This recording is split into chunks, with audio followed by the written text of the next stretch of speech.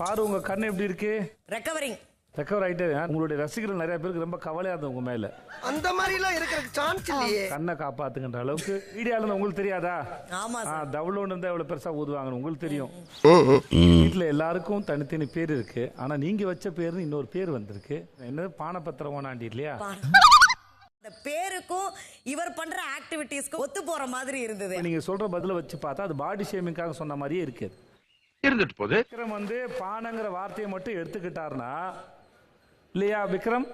ஆமா sir.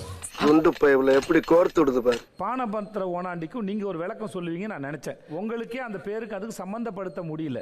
Correct. சொல்லும்போது ஐயோ இல்ல ஒரு நிமிஷம் பாரு பாரு பாரு பாரு பாரு பாரு இங்க கொஞ்சம் பாரு. அடம்பிடிக்கிறிய நீ. யாரெல்லாம் வாந்தி எடுத்தீங்க ஷோல? ஏஞ்சி நில்லுங்க பாரு. விக்ரம் கனி நான் பண்ணிட்டே இருக்கோம் ஷோல. எஃப்ஜே நீங்க பண்ணலையா? எஃப்ஜே ஞாபகம் இப்ப நான் பண்றேன். எஃப்ஜே வளர்ந்தவங்க தானே. இது எப்படி இருக்கும்? ஸ்கூல் டைம்ல ஏங்க எலிமெண்டரி ஸ்கூல் பசங்க கூட பண்ண மாட்டாங்க. ஏன் அப்படி கேளுங்க. அறிவு வரட்டும். உட்காருங்க நீ மத்தவங்கள உட்காருங்க. பாரு இருங்க பாரு. சார் கேமரா இங்க வைங்க சார் டேபிளுக்கு. மாற்றம்டா மாற்றம்டா. மேல இப்படி வச்சுட்டு போலாம்.